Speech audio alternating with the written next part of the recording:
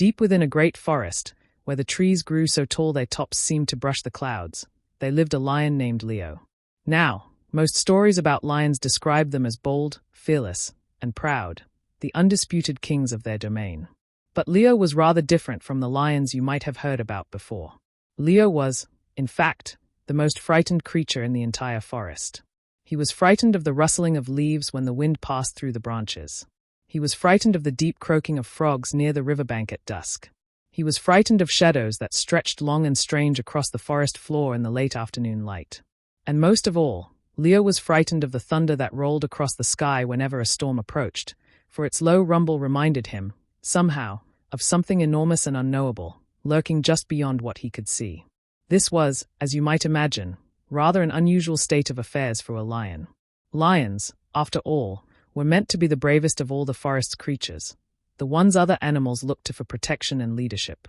But Leo spent most of his days hiding in the hollow of an old fallen tree, peeking out cautiously at the world, his heart thumping every time a twig snapped nearby. The other animals of the forest knew about Leo's fearfulness, of course. It was rather hard to keep secret. The rabbits would sometimes giggle quietly as they hopped past his hollow, watching him startle at the sound of their own soft footsteps.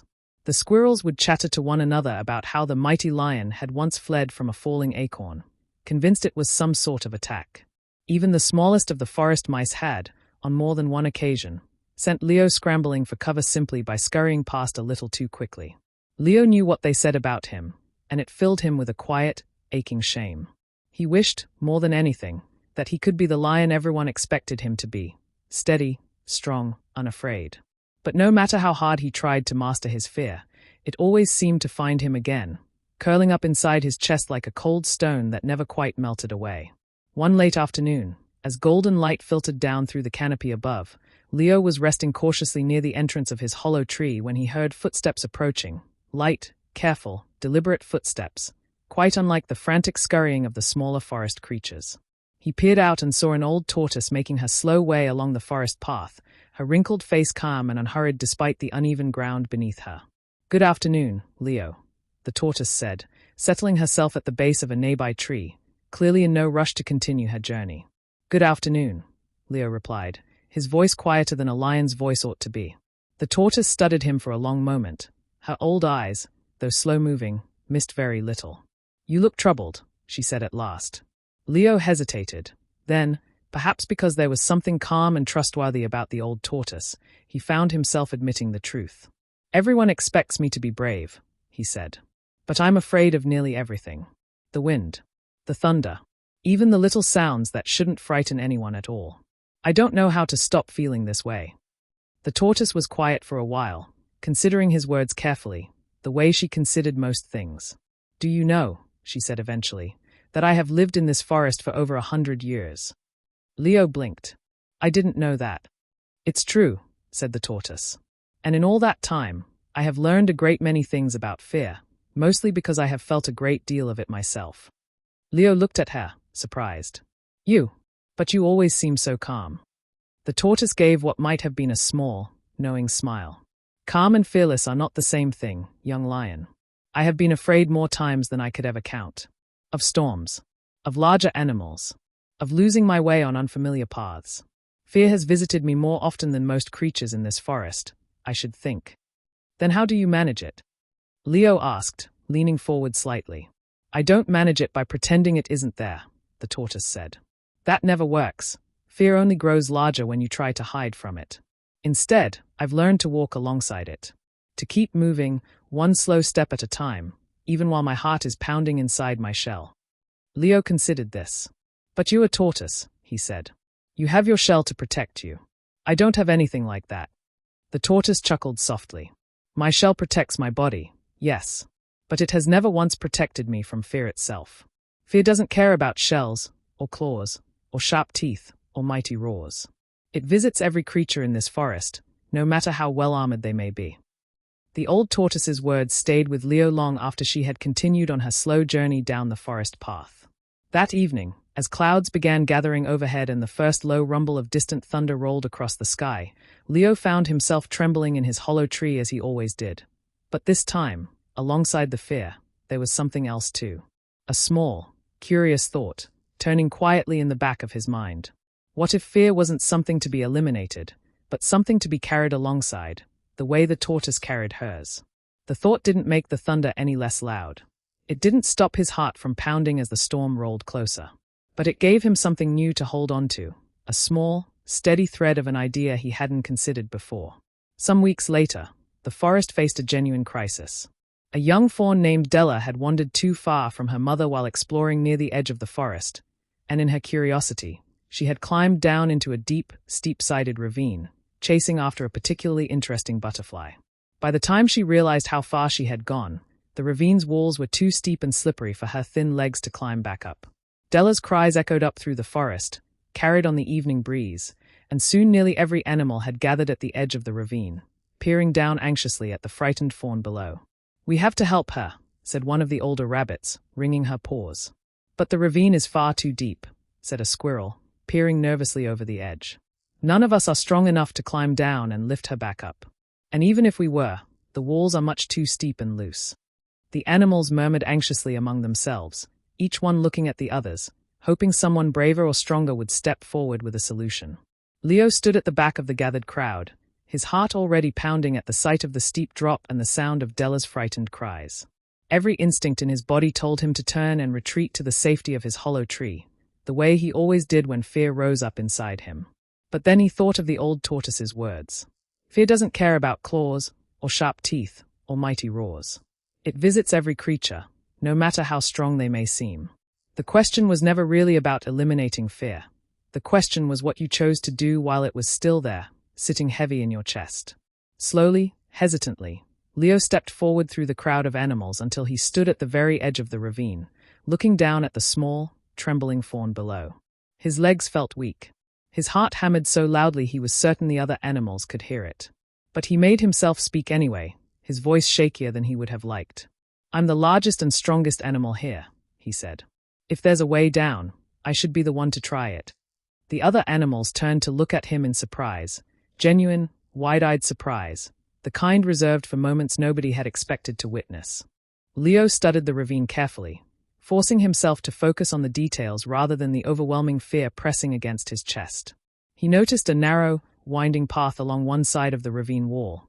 Not an easy path, certainly, but a path nonetheless, formed by roots and jutting stones that might, just might, hold his weight if he moved carefully enough. "Stay calm, Della," he called down to the fawn, his voice trembling only slightly now. "I'm coming down to you." He began his descent, one careful paw at a time, testing each foothold before trusting it with his full weight. Loose stones skittered away beneath his claws more than once, tumbling down into the ravine below, and each time, his heart leapt with fresh alarm. But he kept moving, remembering the tortoise's steady, patient words. One slow step at a time, even while your heart is pounding. It felt like it took an eternity, though in truth it was likely only a matter of minutes. Finally, Leo reached the ravine floor, where Della stood pressed against the rocky wall, tears streaking her small face. "You're safe now," Leo said gently, lowering himself down beside her. "Climb onto my back, and hold on tightly." Della did as she was told, wrapping her small legs around Leo's broad back as securely as she could manage. Then, taking a slow breath to steady himself, Leo began the difficult climb back up the same narrow path he had descended, now made even more treacherous by the added weight and the darkening evening sky. More than once, his paws slipped on loose stones, and his heart lurched with terror each time. But he did not stop. He did not turn back. He kept climbing, one careful step after another, until finally, exhausted and trembling, he pulled himself and the frightened fawn over the edge of the ravine and back onto solid, level ground. The gathered animals erupted into relieved cheers and murmurs of astonishment. Della's mother rushed forward immediately, nuzzling her daughter with overwhelming relief, tears of gratitude in her eyes as she thanked Leo again and again. But Leo, for his part, simply sat down heavily on the grass, his legs still shaking, his breath coming in ragged, exhausted gasps. He had never in his life felt so frightened as he had during that climb. And yet, somehow, he had done it anyway. The old tortoise, who had made her slow way to the edge of the crowd sometime during the rescue, settled herself beside him with a small, knowing look in her eyes. "You were terrified," she observed quietly, not unkindly. "I was," Leo admitted, still catching his breath. "The whole time." I don't think I've ever been more frightened in my entire life. And yet you climbed down anyway, the tortoise said, and climbed back up again, carrying more than just your own weight. Leo considered this for a long moment, watching Della nuzzled safely against her mother a short distance away. I suppose I did, he said slowly, as though realizing something for the first time. I thought bravery meant not being afraid. But I was afraid the entire time. The tortoise nodded, her old eyes warm. Bravery was never about the absence of fear, young lion. It's about what you choose to do while fear is still sitting right there beside you. The bravest creatures I have ever known were not the ones who felt nothing.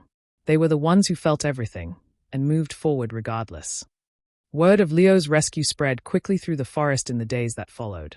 The same rabbits who had once giggled at his skittishness now spoke of him with genuine respect. The squirrels who had gossiped about his fear of falling acorns now told a rather different story. One of a lion who had climbed down into a deep ravine despite being more frightened than anyone had ever seen him. Leo did not become fearless overnight. He was still startled by sudden sounds. He still felt his heart race at the low rumble of distant thunder. Fear, it seemed, was not something that simply vanished once you had proven yourself brave a single time. It remained a familiar visitor, showing up unannounced now and then, just as it always had. But something had shifted in Leo nonetheless, something quiet and important, settled deep inside his chest alongside the fear itself. He no longer believed that his fear made him unfit to be who he was meant to be. He understood now, in a way he hadn't before, that courage was never the opposite of fear.